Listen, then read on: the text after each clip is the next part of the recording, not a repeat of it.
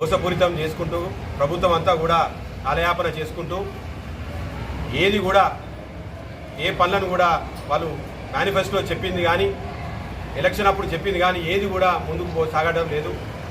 అందులో భాగంగా ఇవాళ ఎల్ఆర్ఎస్ అప్పుడు ఇప్పుడున్న డిప్యూటీ సీఎం కానీ 3 మంత్రులు కానీ ఎల్ఆర్ఎస్కి ఎలాంటి ఫీజులు లేకుండా ఉచితంగా మేము ఇస్తామని చెప్పి ఆ రోజు అన్నీ ఉచితాలే అని చెప్పుకుంటా ఎలక్షన్ పోవడం జరిగింది. వాళ్ళు ఇవాళ గవర్నమెంట్ రాగానే ఎలాంటి ఫీజులు లేకుండా ఇలా ఎల్ఆర్ఎస్ కావాలని ప్రజలందరూ కూడా మీకు ఓట్లేస్తే ఇవాళ ఎల్ఆర్ఎస్ కూడా మళ్ళీ రుసుముంటుంది అని చెప్పి ఇవాళ మాట్లాడడం జరుగుతున్నది.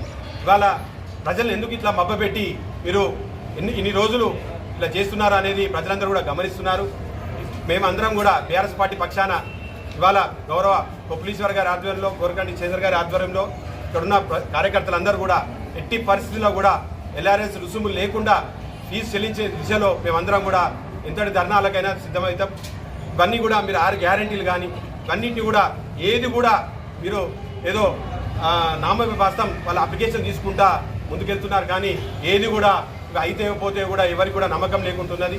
ఖచ్చితంగా గుణపాఠం చెప్పే విధంగా కాంగ్రెస్ పార్టీ గుణపాఠం చెప్పే విధంగా పొందబెట్టే చెప్పే విధంగా ఇలా బీఆర్ఎస్ పార్టీ కార్యకర్తలందరూ కూడా కంకణం కడుతున్నారు.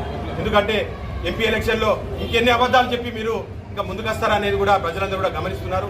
ఇప్పటికే ఇన్ని అబద్ధాలు చెప్పి ఇవాళ మీరు ప్రభుత్వంలోకి వచ్చిర్రు.